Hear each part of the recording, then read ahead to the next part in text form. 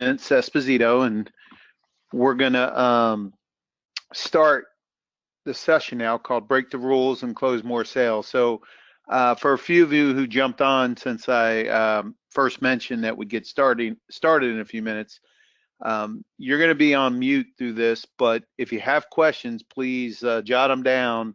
And at the end of the presentation, I'm going to give my email address, and you can feel free to send me questions and/or comments if you have.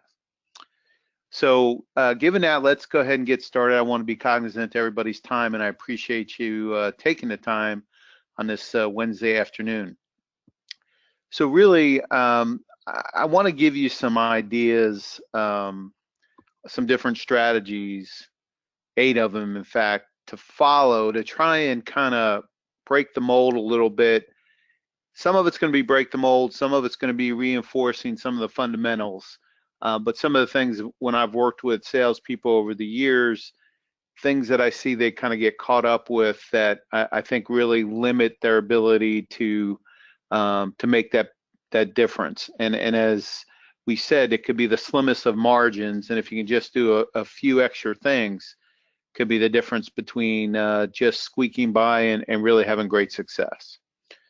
So believe it or not, the first thing is have fun. I really believe you got to have fun, and we're going to talk through each one of these, so I don't want to spend too much time. I just want to kind of list them out, and then we'll go through each one individually. But I want you to have fun. I want you to have laser focus. Know what causes sales for you. Really get your hands around that. So need you to be, reflective on that. Embrace technology. I mean, we're using a webinar today, but you really have to embrace technology nowadays. Get involved in the community, charitable organizations, religious, business, etc. And we'll talk about that as well. Have a process, have a sales process. Break out of your comfort zone, and this is another big one that it's a soft one. It's hard to really get your arms around, but I think if you can sit back and reflect and get out of your comfort zone, I think you'll see some great differences. And then measure what matters. I know that sometimes we don't like to measure it, but that really can help us be more effective. So we'll talk through each one of these sections as we go through this. So have fun. I mean, life's about having fun. It's hard to do anything well if you're not having fun with it. And I'm sure some of you are saying right now, well, this is work. It's not fun. I get it. But I think everybody needs an office or a feeling that like you have this Heineken bottle in your water cooler, and you're just having a good time. Now, I'm not advocating you to drink on the job, so let's not go there, but you get the meaning. And this is what I see that it really should stand for: behavior, energy, expertise, and that gives you results. And have fun with it, though. I mean, there's no reason that we can't look at having fun with work. Think about what motivates you. Is it playing golf? Is it that new car? Is it going on vacation, spending time with the family, going to sporting events? I live in Kentucky, so I put the picture of the horse. Whatever it is that motivates you, think in those terms, that's why you're doing this. And then also think about the folks, and especially in the insurance industry, because you really are protecting people's livelihood, assets, and them. And that's I don't know how I don't know how you can think of it any other way, but a very valiant type of occupation where you're really trying to help people. I know the marketplace and the industry beats us down and makes it a price type of thing, but if you haven't done a good job protecting somebody and they have an issue, they could be out of business. So what you do is extremely important, and I think you have to keep that in mind. So why can't work be fun? And I know the saying, do something you love to do and you'll never work a day in your life. And I agree with that, but that's the perfect world. But can we still enjoy what we do for a living? And I think we can if we look at the perspective. Here's some reasoning. reasons. Helping others.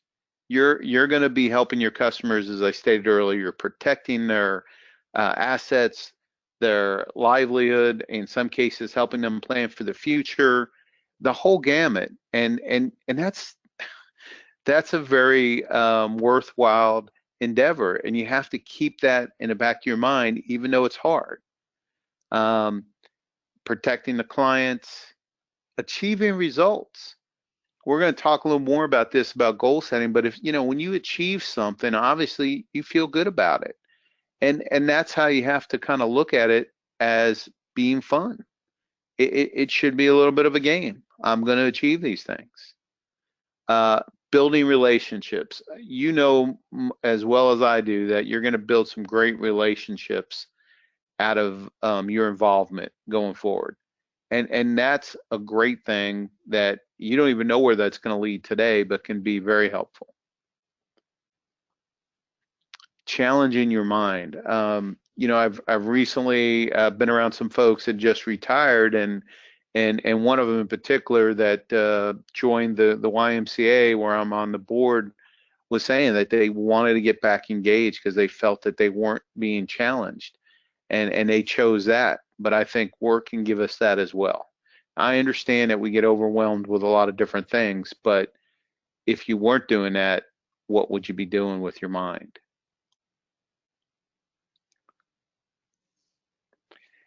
So let's talk about laser focus. And this is a key in anything that you do in life. And Yogi Berra, the great philosopher, said, and if you don't know him, Google him. He was a famous baseball player. But if you don't know where you're going, how do you know where you're going to end? Or you may end up someplace else. And Yogi is had a unique way of looking at things. And I think that's a key that we have to keep in mind, that we have to set some kind of goals and plans.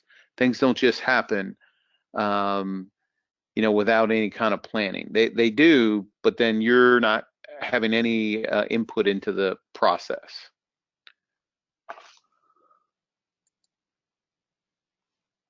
All right.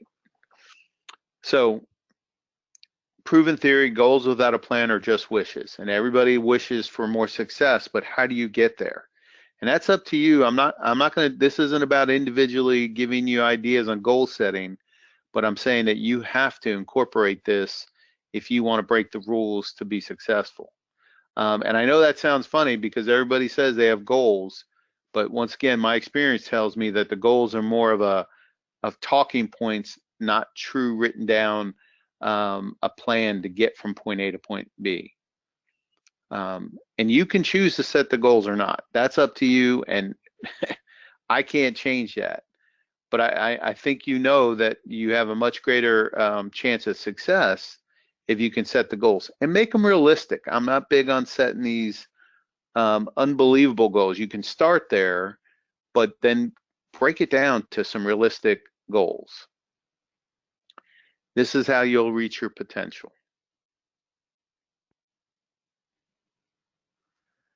Time management is a key, and there's a million webinars or information out there on that. So, and you've probably grabbed a lot of them, but I just want to touch on a couple things real quick with it. Be on goal time, not clock time. Too many times we're looking at the clock and we're thinking, oh, it's it's about 8:30 or 9. I need to get coffee, or lunchtime. Work on what your goal set, the goal you set was. Use that as your guide, not looking at the clock. Um, do a little bit all the time, not a lot some of the time. This is back, the old, I'm going to cram for that final. Well, if you do a little bit all the time, then you'll be much more prepared and you won't panic, because panic can make you make mistakes and make you miss opportunities. Once again, it's up to you to manage your time. And I really believe in balance, and we're going to talk more about that as we go forward, but you can't just make it all work. I know we want to be successful, but you got to balance in there. But I think planning times or opportunities with family and friends is equally important. So set up, I want to do 2 or 3 events with friends, or I want to go to X amount of ball games, or whatever the case might be for your circumstance, but plan it in. It's much easier if you plan it in than try to do it as you go, because there's a ton of distractions out there, as we all know. And try and stay away from the urgent, unimportant type of things. And if any of you have read Stephen Covey's book, The 7 Effective or Highly Effective Habits of Successful People, he talks about urgent, unimportant. And that's, once again, for you to be reflective and look at what are the things that you're doing. Are they really helping you hit your goals? And that's where you go back to having goals set that you can work towards. Okay.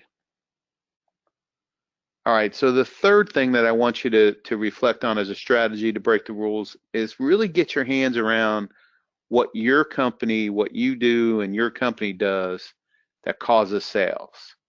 And let me give you a couple examples here, right? What's your uncommon offering? Everybody knows Chick-fil-A, and everybody knows when you go to Chick-fil-A, what are you going to hear?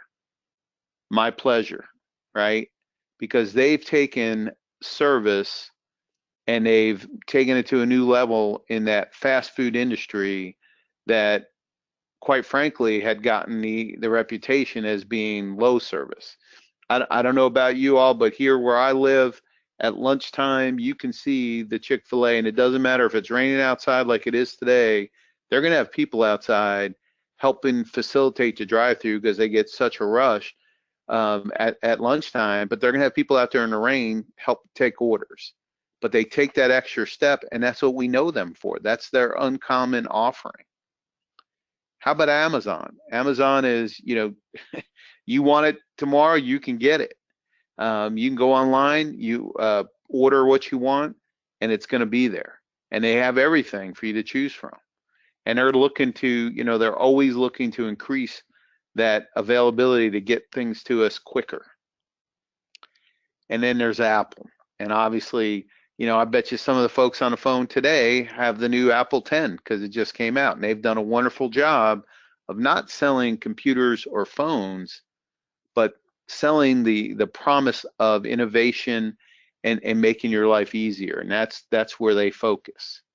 So what is it that is your uncommon offering? And think about that after we get off the phone today, and try and put it into those terms that you can talk with people about it. And I think you've heard the term 30-second commercial. Some people refer to it as elevator pitch, but be prepared to tell people what you do or your uncommon offering. Don't do it in features and benefits, right? That's going to be like everybody else. We're the largest this. We're the biggest in this market. We have the best insurance markets to go to. Blah, blah, blah. Everybody says that.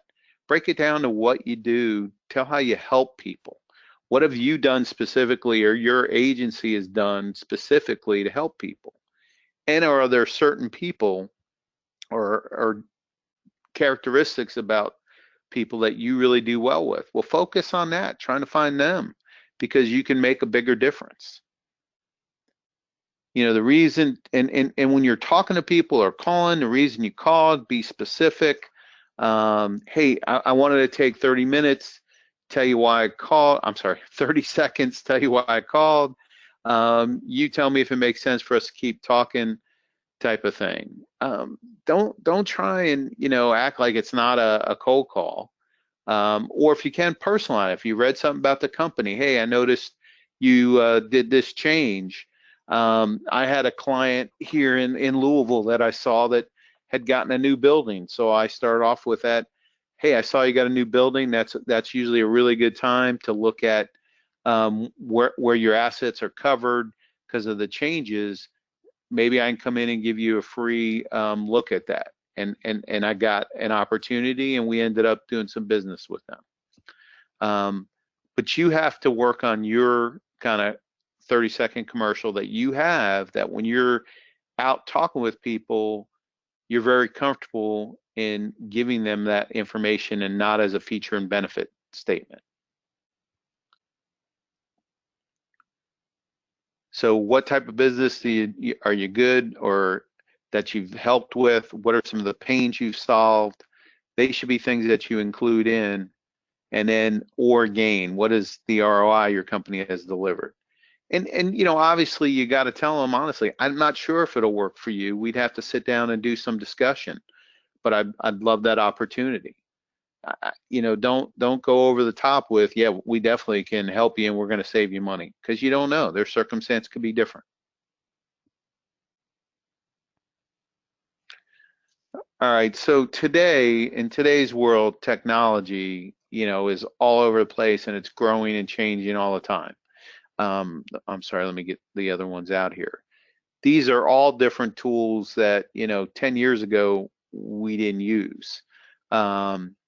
And now we're using them on a regular basis. So, and we're going to talk a little bit more, but LinkedIn, I'm not sure if you're using LinkedIn as a strategy, but that's a great opportunity to incorporate that in, or any type of the social media, Facebook, Twitter, any of those types of opportunities are good to get your name out there and help you connect. And think about now of the new world and how people buy things. You know, the new buyer, they go to the internet, they check you out before you go in. So why aren't you checking them out? And why aren't you trying to see, maybe you go on LinkedIn, if they'll connect with you prior to a meeting, you may see they're connected to people you know. And that could give you some talking points as you go forward. Now, I get it that sometimes you're hooked up with people on LinkedIn you don't know. I get it. But what's that going to take? A little time on your part. As I said, the buyers nowadays are doing their homework on you. So they've probably looked you up already and they're checking you out to see if they know anybody that you know. You have that same opportunity. Let's use it.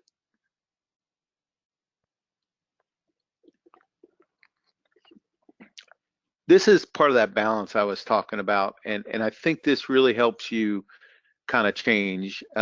Get involved with community involvement. Volunteer. And I know you're saying, you don't know my world. I've got so much going on. I can't do that. I get it. I was there too. And I found though that when I got involved and then going back to setting a plan, it's enriched my opportunities, made me a much better attitude towards work because of the people that I saw when I've gotten involved and volunteered, and what they've done. It inspires me, and then it helps me have a better attitude when I'm working in my business. And here's some, quotes from famous people, that are saying, like Winston Churchill, we make a living by what we get, but we make a life by what we give. And I think that's really important to keep in mind. One act of kindness can change the world. The best way to find yourself is to lose yourself in the service of others. I think we overlook the impact that getting involved can help. Now, the secondary thing here, right, is when you get on these organizations, business, community, you're going to meet people, and there may be an opportunity there to do business with them. I wouldn't go in thinking that's what you're going to get out of it. I would go in, and I mean this, I would go in more to be present and help and get the good feeling and what you get from that. And I'm going to tell you, experience tells me you will end up, really getting to know folks and picking up some business.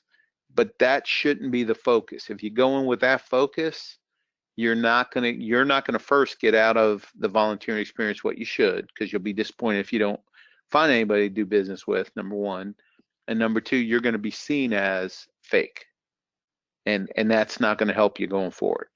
So I really think if you're not doing this, and I know a lot of you are probably very involved, I would urge you to do it, and it would really expand and balance your life.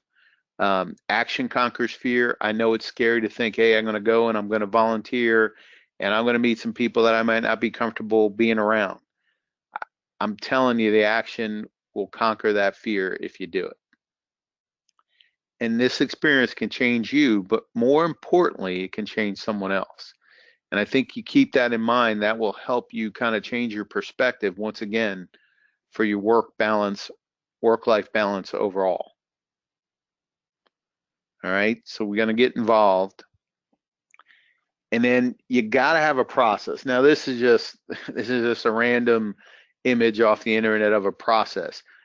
Once again, I'm not going to dictate to you what process you should use. You're going to have to take some sweat in that and think about, or some skin in that, and think about what's a good process for you. In the insurance world, it's very important to, I think, identify your goals, what you want to achieve, and not so much from a revenue standpoint. I know you're going to have that with your company, but more the behaviors it's going to take to get there. And then move into identifying types of people you want to work with or opportunities, and then qualifying them real hard before you go out and spend a lot of time trying to win the business. Because if you don't qualify them up front real hard and see if they're even willing to change, you're going to spend a lot of time.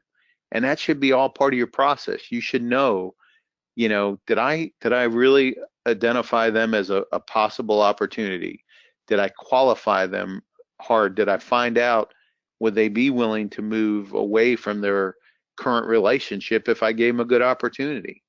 And then was there something that really stood out, and gaps that I found, if you pursue it? And then when you win the business, obviously to coach him on that, yes, because in the insurance industry, there's a lot of opportunities that get lost at the 11th hour because the other broker comes in, or their incumbent broker, I should say.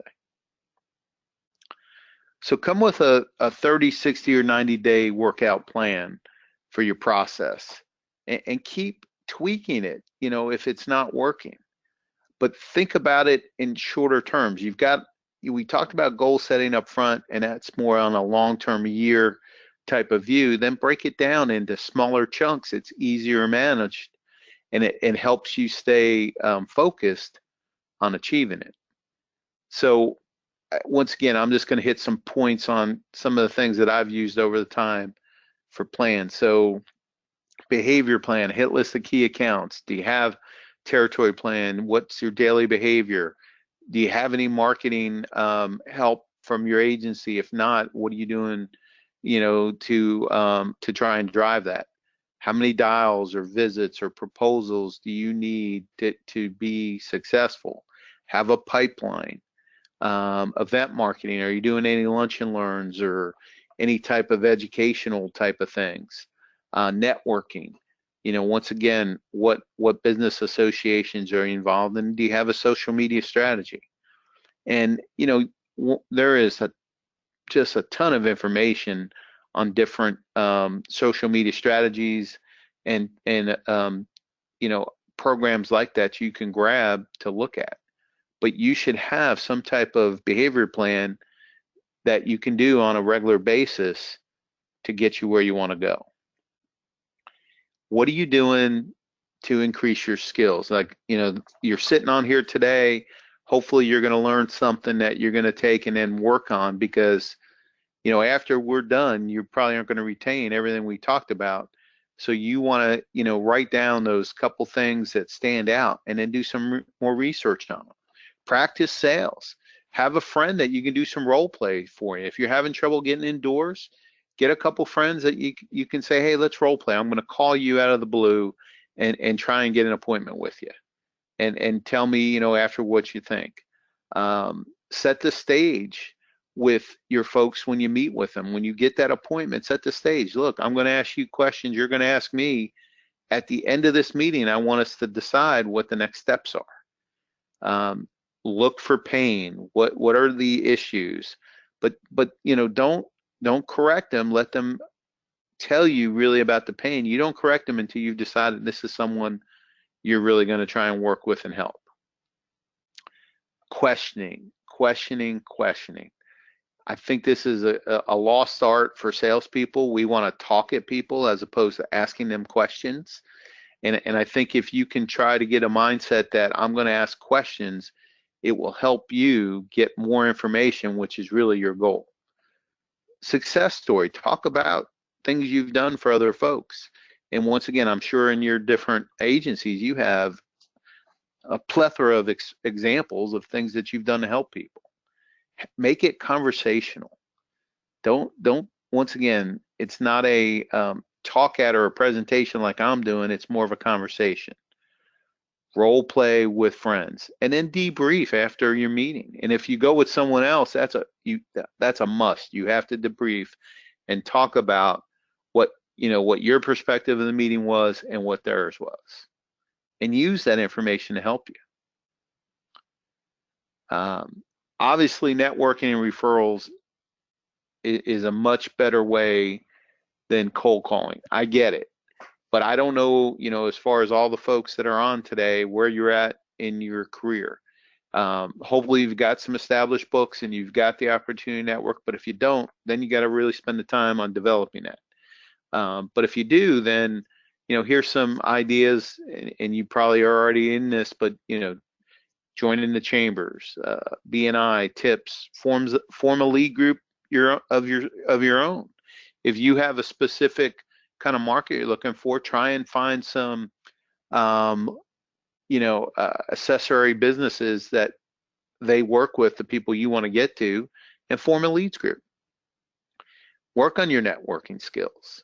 That 30-second commercial we talked about later, if you have that down, that's how you can talk to people about what you do. Ask them first what they do and see if you can help them. Maybe you can do a webinar series or educational type thing to give people some insights, or team up with a center of influence. Maybe you have someone on social media you work with. Maybe you could do some social media webinars to give some of your clients or people some pointers. Surveys to see what they're looking for. There's all kinds of things, Twitter, Facebook, LinkedIn, to use as well, but you have to have some kind of plan, right, to do these things.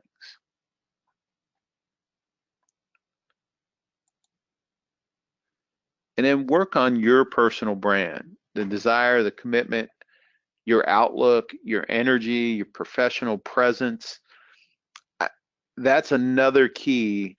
You want to go into any interactions you have, especially if it's a first meeting with a prospect, and you don't want to go in from a position of begging for their business. You want to go in from a position of a peer, that you're going to talk with them and you're going to advise them on what's going on if it makes sense. You're not, you've got abundant and you've got business, whether you do or not. You have to take that attitude in, because it changes your perspective and it changes the way they look at you.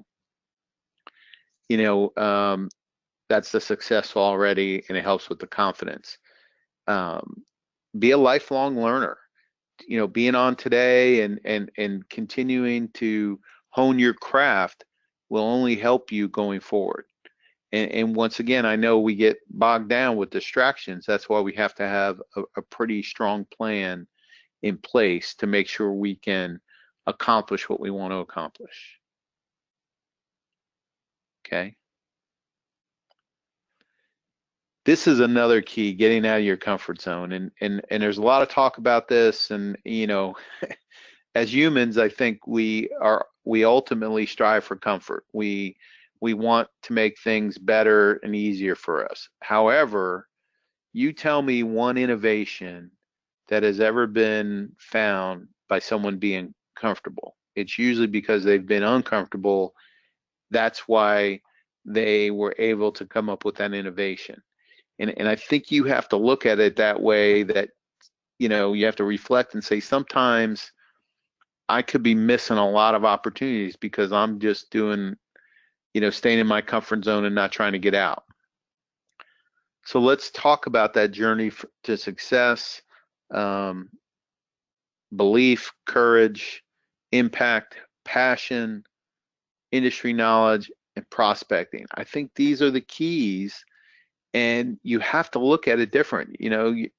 Belief, I enjoy my sales career. I can I can close business despite challenges. You're committed to the client, and it's about solving business problems. Courage, call it higher levels. Limit your need for approval. If you get into sales because you want approval, you're going to have a real tough road to go. Um, you want to nurture, but be assertive, not needy, willingness to walk away if it's just not a good situation. If you're just going to be a price gauge, maybe you don't want to talk to them. And if you believe that price is the main thing, then that's what it's going to be. If you believe it's secondary, that'll be what you'll get out of it as well. Impact, demonstrate consistent performance. You keep a good attitude. You exhibit bias to action and demonstrate a sense of urgency. You always have to have that sense of urgency. Passion, it is contagious. If you show passion, people are going to see that, and you're going to gain their trust just on the passion.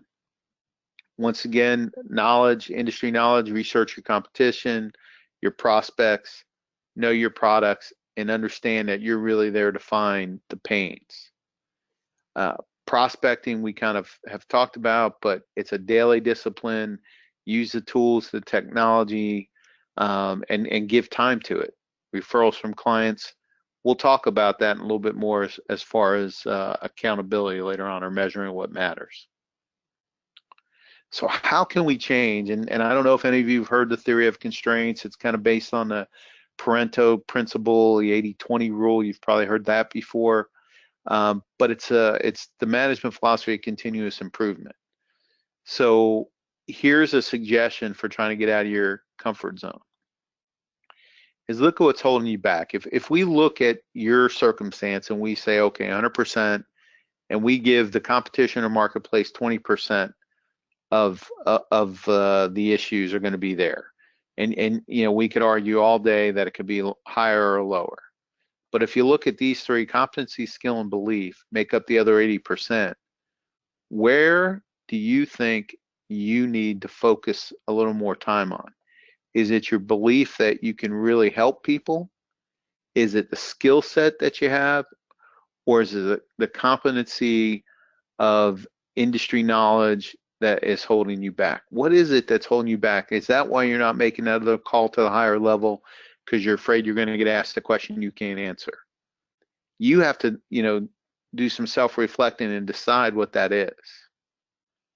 And here's kind of 4 steps, quick, summarized, easy way to try and to change. So identify what that roadblock is, study it, define what it, the definition of it, and then come up with an action plan. It's not rocket science, but it is discipline to do this and try and work to get out of your comfort zone. And I think too many times, once again, we keep doing the same thing over and over and expect a different result. And I think a guy named Einstein said that's the definition of insanity, doing the same thing over and over again and hoping that the result's different.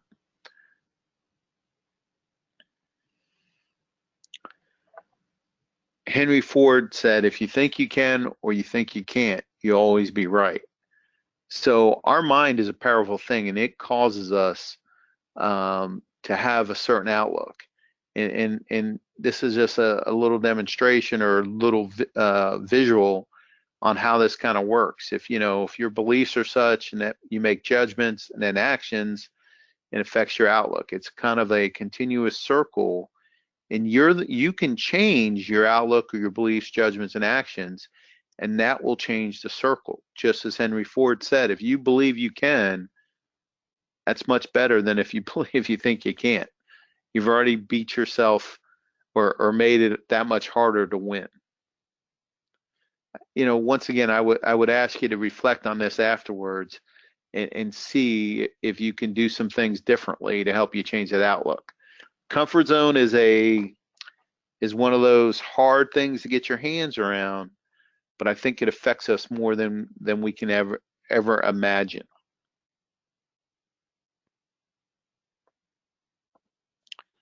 So measure what matters. And I know that you probably have some internal type of measurements that you're gauged to, and my guess is most of those are based on results, which I get because business is about scorecard. But if you can turn that into behaviors and see accountability as not a four-letter word, but as a way to help you become professional.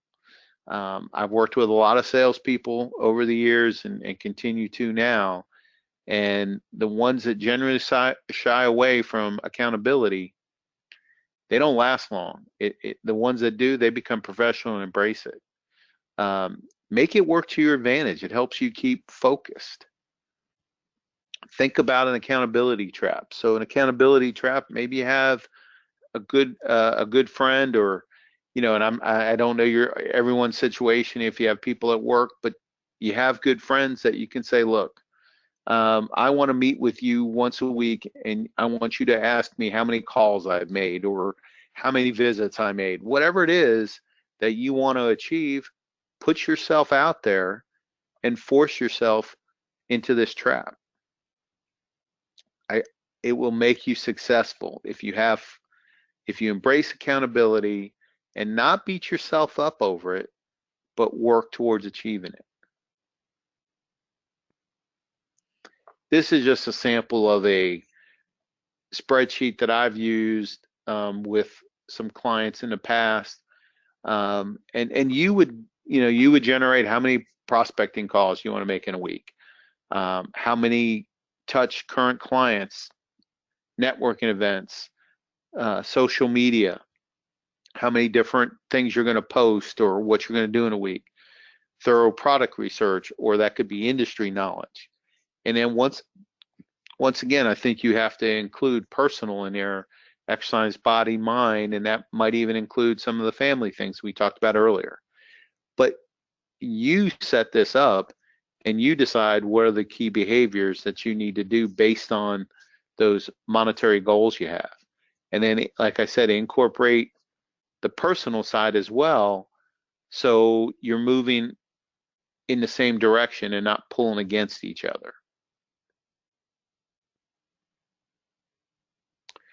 So real quick, I'd like to take a few minutes here. I'm going to give you all like 10 minutes here to write down these questions. And this would be a 1 to 5.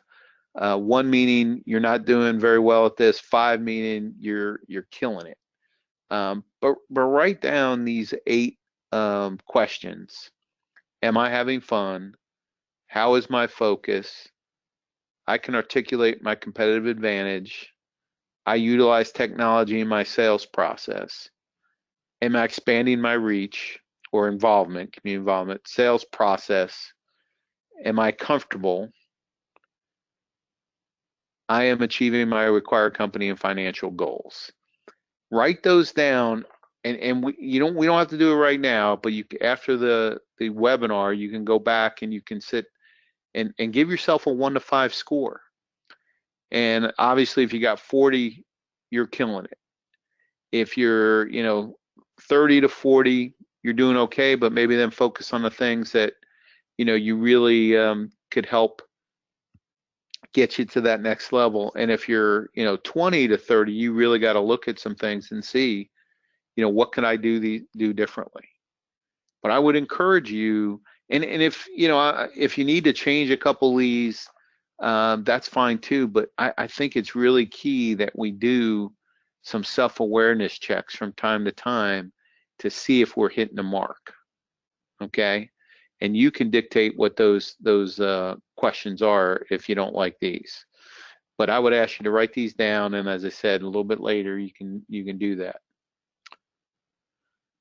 So I went through it fairly quick. I want to say thank you, wish everybody a happy Thanksgiving. Here's my email at the bottom. It's vae.evg@gmail.com.